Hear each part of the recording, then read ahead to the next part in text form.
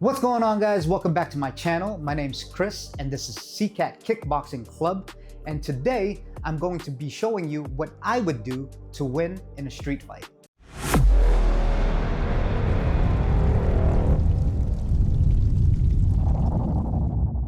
Alright guys, like always, if you're liking this video, please like it. And if you haven't done so yet, subscribe to the channel and also share it with anyone that wants to learn the art of kickboxing. Also, I run a podcast, which I'll click on the show notes down below. It's a fun podcast with different types of martial artists. And we talk about tips and tricks and just overall martial arts in general, from kickboxing, boxing, wrestling, MMA. And guys, I started an email list. I'm very excited about that. If you sign up for my email list, which is down below here, you get a free video on the key to improving your kickboxing fast. Okay, and my whole goal is to build a strong community of like-minded people that wanna learn the art that I love so much. And also I want to keep providing value and keep you in the know of what's going on with this channel and everything I'm doing in the future. So let's get started, guys. So first and foremost, I just want to say that this is a fun video. I do not condone violence, but you know, when I'm talking with my clients, or if I'm talking with friends of mine, this question seems to come up all the time. And I think it'd be a fun video to do, like a hypothetical video to do if you were in that situation. First and foremost, if anything were to ever happen, like a situation between me and another individual, rowdy individual, let's say, I would try and defuse the situation first. I would try to de-escalate the situation first things first. And if anything were to go down, I'd try to run, honestly, because as a martial artist, I know what I can do, and I'm also not delusional. Like, I know that, you know, people are carrying weapons, and if I were to do anything, you know, it's just not worth it. You're playing with your life over here. So that's just a disclaimer. I don't condone violence, but it's just a theoretical thing to kind of talk about. So first things first, you know, I was watching this video. It kind of hit me with George St. Pierre. He's a retired mixed martial artist, and he's one of the greatest of all time. And he was talking to one of my favorite podcasters, Lex Friedman. And he was saying that, so I'll demonstrate here. He was saying that if I was facing someone like on a bag, I'd actually get them at an angle, which means, so if this is the bag, right? And if he was directly facing me, okay? And then, you know, the guy was, I don't know, maybe drunk, and he was talking a lot of mess, and he put his hands up like this. Well, that causes signs for like a threat. That means that he wants to escalate the situation. So I have to be on the ready, okay? That's number one. Just have a sense of awareness and be aware of everything around you. Be aware of your surroundings, okay? So if this bag was a human and then it was facing me, like George St. Pierre said, a good tip would be to come at an angle, okay? Like, he's still facing this way, I would just subtly go to his like right shoulder or left shoulder. I would step here or here. Here's the reason being, guys, is that because if I stepped at an angle, right? The whole science of when you fight someone geometrically at an angle is that they literally, say if he was facing this way and I was here, he'd have to face me. If he wanted to hit me, he'd have to face me and then reload and really take the shot. But I'm at an angle, so it takes time for him to turn around. And by then, right, since I'm here and he's facing me at an angle this way, I'm already one step ahead of him. And that's something that's great to know as a fighter in general, because that is one of the basic principles of why you want to angle, right? If you're fighting an opponent. So say if we were facing each other, I'm gonna go off the train tracks like one of my videos and you're still looking this way. By the time you turn around and load up, say, your punch, well, I already have you, okay? And that's a lot of things that trained fighters don't know. A lot of the training guys is very, very like high in IQ. I notice a lot of the fighters that are trained, it's very high on like IQ. It's about angles. It's not just about how you hit someone hard. It's about positioning, okay? And that's what I mean by taking an angle from left to right. So you know what's going on in the situation. So again, that's number one. Go at an angle nice and subtly, be like, hey man, theoretically, I'd be like, hey man, and then I'd kind of step this way, just nice and subtly so he doesn't think I'm doing anything. And then if he were to do something, I'd already see his body, his extremities in his body and his movement in his body to try to face me. But by then, when I see him load up that punch or whatever attack he wants to do to me, once he turns around, I know he's gonna wanna hit me, so I can come at him, okay? Here's my number 2 point, guys. Most people, I'd have to say 98 or 99.99999% aren't trained to be fighters. I just know that from being around, just regular clients that want to learn kickboxing, or just people I come across when I socialize, okay? Not a lot of people trained to fight, and the thing is that one of the reasons why I made this channel is because I think kickboxing is good for self-defense in general. Not that so you could go around and bully people, but it's great if something were to go down like that, okay? So my second point is that people aren't trained, so they flinch, right? Even though that their ego gets to them. Say if some guy was drunk and then all of a sudden they're trying to show off to their friends, they're on autopilot, they're blacked out already, let's just say theoretically for that situation. It's not in their body for most people. If you're not a trained martial artist or a fighter, if you're not a trained fighter, you don't have those habits of like getting hit in the face or defending yourself. So what I mean is that, say if I were to, which I wouldn't do, try to hit someone for whatever apparent reason, okay? Most people would flinch. They'd have this reaction of like that, right? They go in a, say, fight or flight mode. They mostly go in a flight mode. And I'd add something to that. It's a fight, flight, or freeze response mode, okay? They either go in a flight mode, they book it, or they freeze like a deer in the headlights, because they're just not used to the threat of that situation, right? But as a fighter and as a coach, sparring with different people, I get used to that. I get used to those body motions, and it's already in me for second nature.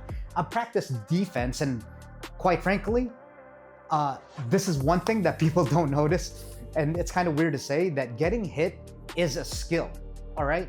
If you get hit enough times, say with your sparring partner, and we don't, try to kill each other, but then if they're hitting me, I get used to that feeling, right? I'm defending, I'm moving my arms, I'm moving around.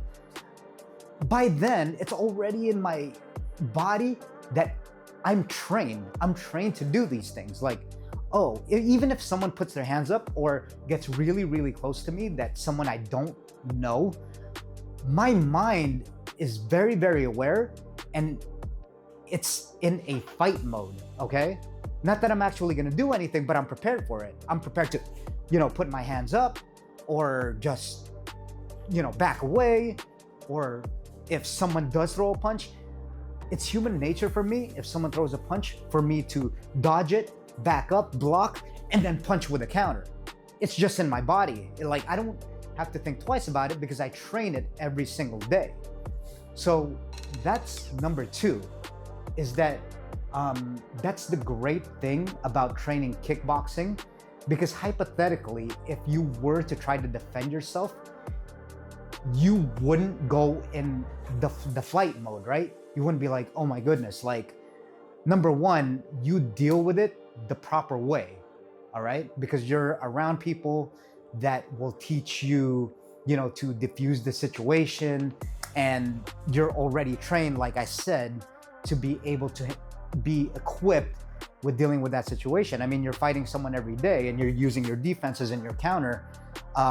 Once you get into that mode of sense of awareness and that you are a trained fighter and you're confident in your skills, it's just a natural reaction. You're gonna do what you do at the gym, okay? You're going to fight how you train, okay?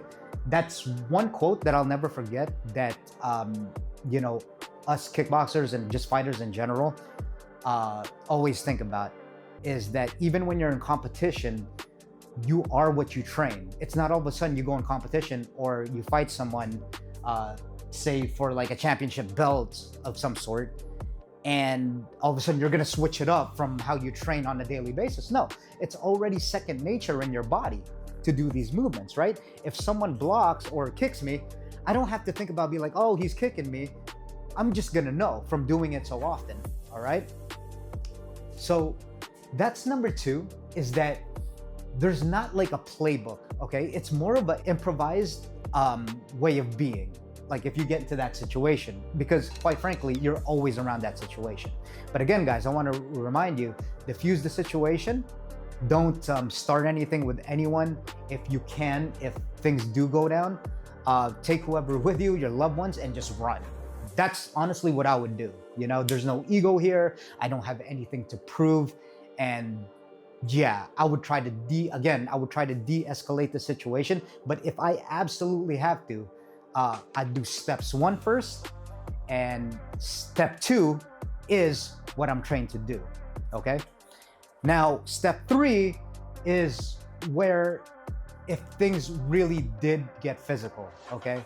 This one is a very, very interesting topic. Now we're getting into like the nitty-gritty of this video, okay? If someone were to start throwing hands and they actually had some training in them, they were part of that 0.1% of people that trained. Well, number one, you'd be equipped to deal with it, and then you'd be calm, okay? Like you'd stay calm, and that's very, very important. Immediately, I already know when someone knows how to fight, okay? I see it every day. I train with high-level fighters every day, and like I train myself still at a high level. So I know in their body whether they're too stiff or, they're just like that, or if they go around mostly showing off. Most likely, okay, not every time, but most likely, they probably don't know how to fight. It's almost kind of like saying that if someone were to tell you what they are, like say, if they say, oh yeah, I'm an honest person, and then they keep telling you that, they're probably not that honest, if they keep trying to signal what they are.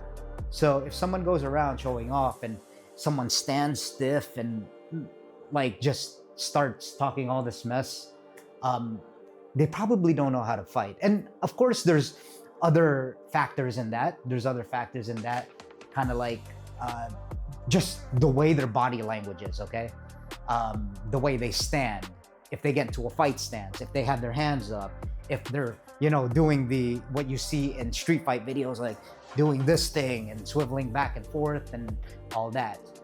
There's a certain calmness about fighters that you can only read if you train yourself. That's why it's great to train these kickboxing, because you have the confidence to read those things, okay? But where I was getting to is that, okay, if we were in an actual fight, bottom line for me, what I would personally do is that if we were in the mix of things already and we were getting to a fight, I would go close to him as much as possible. I'd get close to him as much as possible, say if we were already fighting, and I would try to use close quarter weapons, okay? Knees, elbows. And quite frankly, guys, in my head, it'll be over in a good like 5 or 10 seconds. Once I get close to them, it's either me or the guy getting dropped, okay? That's just it. I wanna make it nice and quick, and then I'm out of there. I wanna de-escalate the situation, but if we do get into the mix of things, if you absolutely had no choice, I would try to get close to him, drop him, you know, whatever, and then I'd be like, okay, I'm out of here, all right? Take my friends and family with me, and yeah, just book it. You know, things do happen. You see it in the news all the time. You don't want to be there. You know, it's just not worth it. You don't want to go to jail. You don't want to do any of that stuff. But yeah, I would try to get close to them. I would grab them, and you know, I do have some grappling experience as far as jiu-jitsu. Been doing it for years. So I would grab them, and then I'll try to elbow and finish it really quick, right? It's either me or the guy getting dropped. Now, the reason why I would try to get close to them is because I remember Joe Rogan saying it on a podcast one time, that you see these delicate hands that we have. Well, they're not for punching, all right? He made a great point. They're actually for grabbing things, right? Like playing the piano, or I don't know, roofing, construction, you know, whatever. But I truly believe that they're not, these are little bones, right? They're made up of a lot of bones actually, but they're so fragile. These fingers of ours and our knuckles, even the knuckles, they're really, really hard, but they're very, very, very fragile. I've broken my hand when I was a kid off that in my early, I guess you could say, fight career. I've broken my hand, and it wasn't that hard to break, honestly. You just hit them in the wrong spot, maybe in the forehead, or you miss. Even if you hit them in the softer parts of their face or anywhere, you never know when it's gonna break. So there's that. What I would do instead is that I would use my hands as a tool. So I'd kind of use it as a range finder, okay? Like kind of like this, you see? Like if he was here, I'd use it for distant management, okay? Like I'd go there, because here's the general rule, guys, is that if you can touch them with your lead hand, right? Say if the person was right here and I could touch them, the general rule is that I can hit them anywhere, okay? Anywhere, I can land it. I can hit them with my hands, kicks, whatever, okay? And that's what I would do to gauge where I'm at. But that means that for close quarter weapons, I'd have to get a little bit closer to them, because they're close quarter weapons, like their elbows and knees. And that's what I would use if we were really in the thick of things and we were already in it, all right? I'd use my elbows here, my knees, because they are the hardest part of your body. Your elbows, your knees. And some would argue there's a martial arts called Muay, and they use their forehead.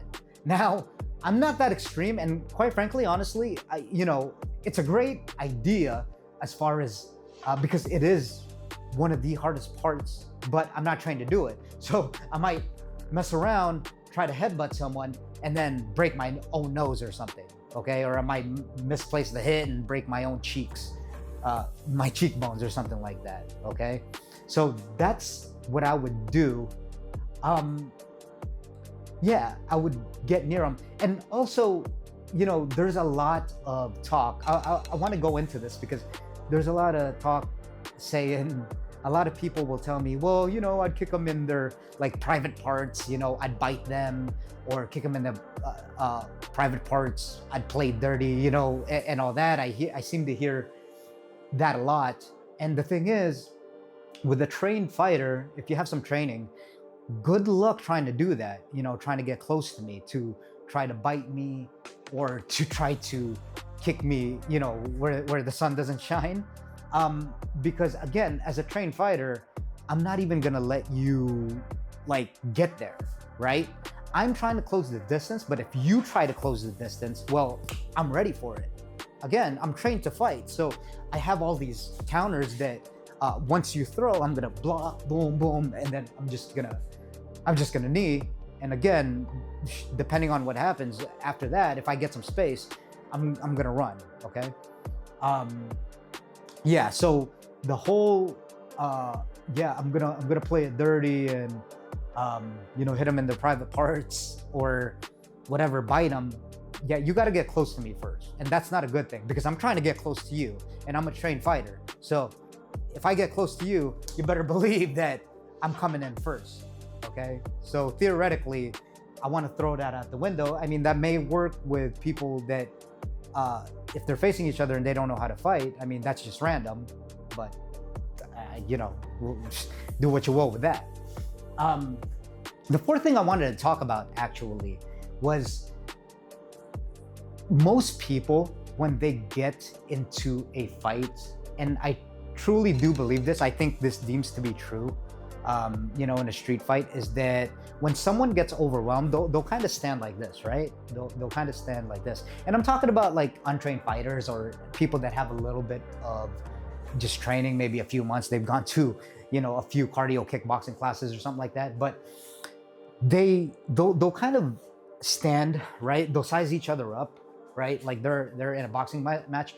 A street fight is different. Like I said, that's why I'm gonna try to get close to you as possible. I'll find the range and then go in and just elbow you right away.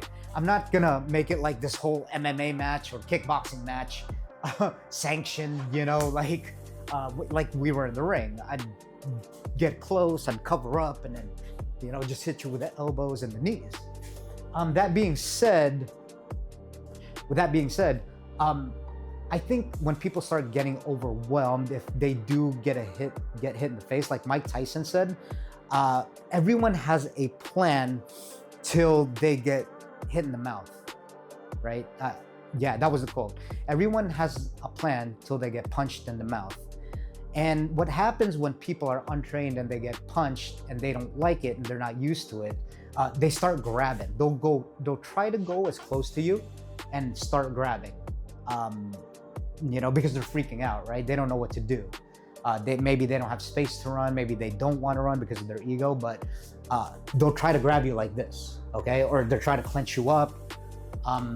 Here's the other thing about that too. The great thing about learning, which I'll do a few videos of it, with partner drills actually, is that, well, there's a clinch in Muay Thai. Like, you're trained for that. You're training to grab heads, and then when you're training to grab heads and you're pummeling in wrestling or you're clinching, well, now you got the short range weapons. Like I said, again, I'm trying to get near you, right? But most people will grab you. And even with people that grapple, right? Say if they're just a pure jiu-jitsu practitioner, here's a point that I want to make.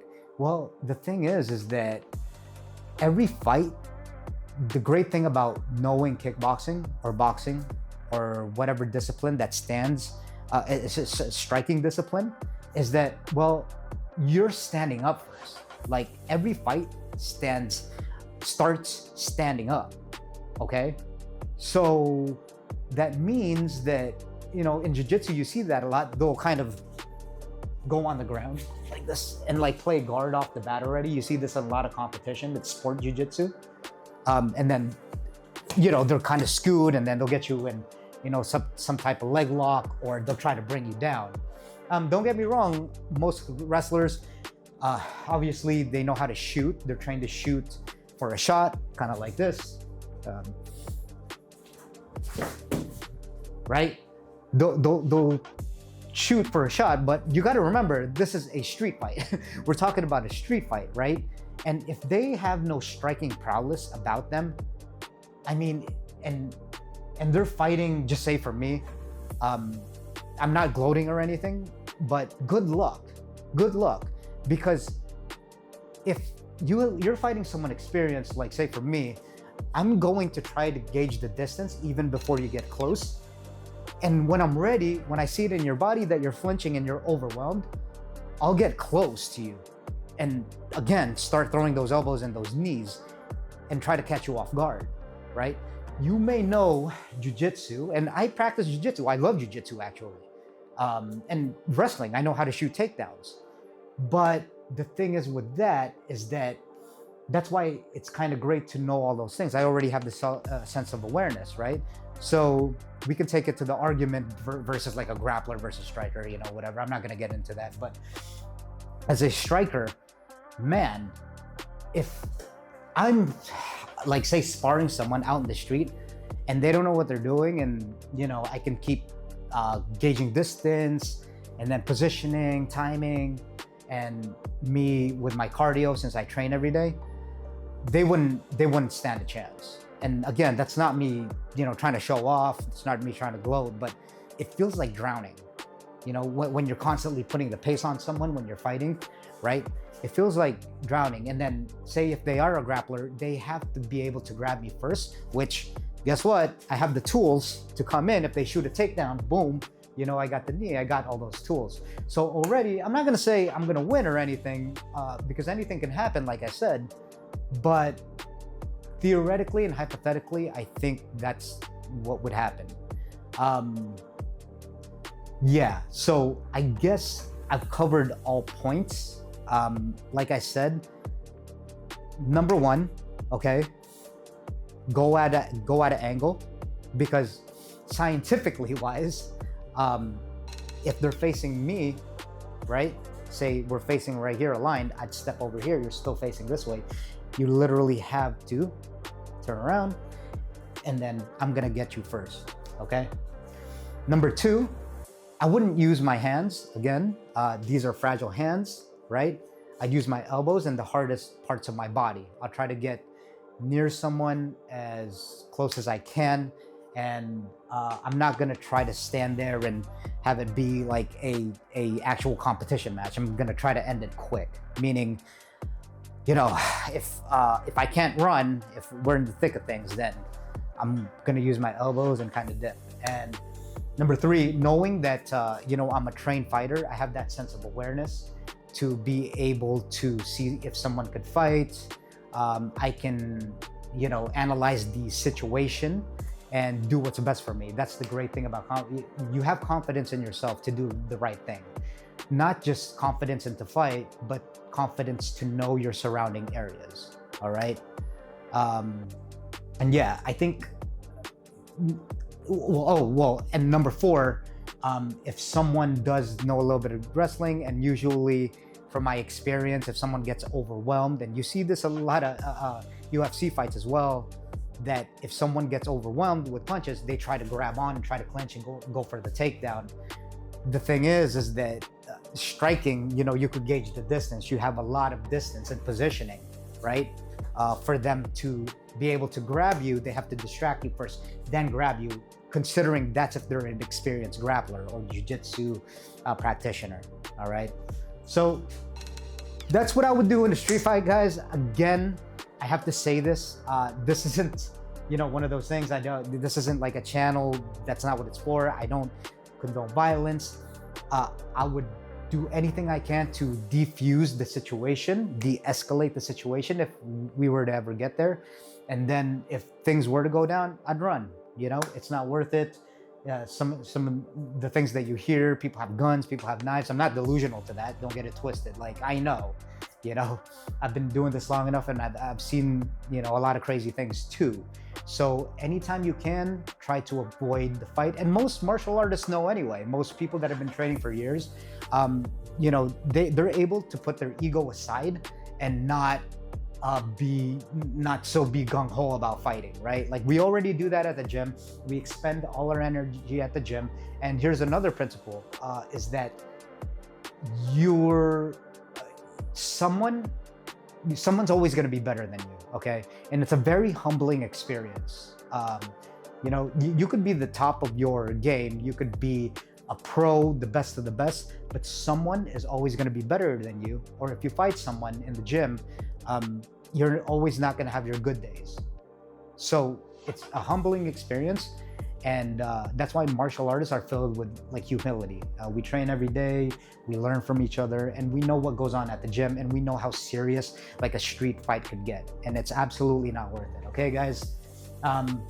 But anyway, thank you for watching. And again, sign up for my email list so that if you are starting your kickboxing journey, or if you've already started your kickboxing journey and even at the advanced stages, download my video.